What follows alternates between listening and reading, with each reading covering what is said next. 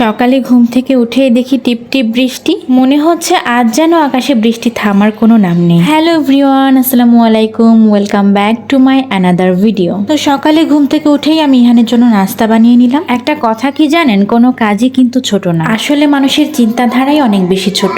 নিজের মতো করে চলতেই বেশি পছন্দ করি। আজকে নিজের বাসায় অনেক কাজই করেছি। আজ সারাদিন কি করলাম আর ইহান কি কি দুষ্টুমি করলো সেটা নিয়ে থাকছে আজকের ব্লগ। ইদানিং ইহান খাওয়া দাওয়া একদমই কমিয়ে দিয়েছে, সকালের নাস্তাটাও করেনি। তাই আমি ঝটপট ইহানের জন্য দুপুরের খাবারটা রান্না করতে বসে পড়লাম। আজকে ইহানের জন্য রান্না করব চাল কুমড়া আর আলু দিয়ে বোয়াল মাছ। জীবনে প্রত্যেকটা দিনই আমরা নতুন কিছু শিখি। কখনো তো মানুষ তার আসল রূপ দেখিয়ে দেয়, আবার কখনো নিজের দৌড়টাও বুঝিয়ে দেয়। মাঝে মধ্যে তো সবকিছু কেড়েই নেয় কষ্টটা বোঝানোর জন্য। তবে সবচেয়ে বড় কথা হলো, জীবনে না কোনো কিছুই স্থায়ী না, সেটা সুখ বলেন আর দুঃখ বলেন। আমি যখন ভিডিও মেক করা শুরু করলাম তখন ভাবতাম আমার ভিডিওগুলা কেই বা দেখবে, আমি কি করি, কি খাচ্ছি, আমার ডেইলি লাইফ, এসব কারাই বা দেখবে। তবে আমরা দেখেন প্রতিদিনই কারো ভিডিও দেখে, কারো কথা শুনে নতুন কিছু শিখি। সেই ছোট ছোট জিনিসগুলো আমরা কিন্তু আমাদের মেমোরিতে গেঁথেই নিই, কোনো এক সময় হয়তো বা কাজেই লেগে যায়। তবে প্রথমবার ভিডিও দেওয়ার পর আপনাদের এত ভালো রেসপন্স পাবো সেটা কখনো ভাবি নাই। আলহামদুলিল্লাহ, আপনাদের একটু সাপোর্ট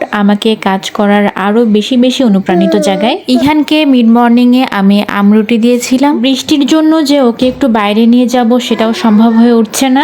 গতকাল ইহানকে একটা রং পেন্সিলের সেট কিনে দিয়েছিলাম। ভেবেছিলাম নতুন খাতায় বসে সুন্দর সুন্দর ছবি আঁকবে, নিজের কল্পনাগুলোকে রঙে ফুটিয়ে তুলবে। কিন্তু আমার ছোট্ট শিল্পীর তো অন্য পরিকল্পনা। খাতা বাদ দিয়ে সে পুরো ঘরের দেয়ালটাই নিজের ক্যানভাস বানিয়ে ফেলেছে। এখন আমার ঘরের দেয়াল জুড়ে শুধু রং আর রং। এটাই হলো তার রং পেন্সিল নিয়ে খেলার প্রথম নমুনা। এরপরই সে তার ব্যাংকে পয়সা রাখতে বসে পড়েছে। এই খেলাটা খেলতে সে ভীষণই মজা পায়। সব পয়সা শেষ হয়ে গেলে তখন আমাকে আবার বলে, আর নাই এই লেমন ক্র্যাশারটা দিয়ে কমলাটা ক্র্যাশ করা যায় কিনা সেটাই দেখছিলাম। 50% হয়েছে আর 50% হয়নি।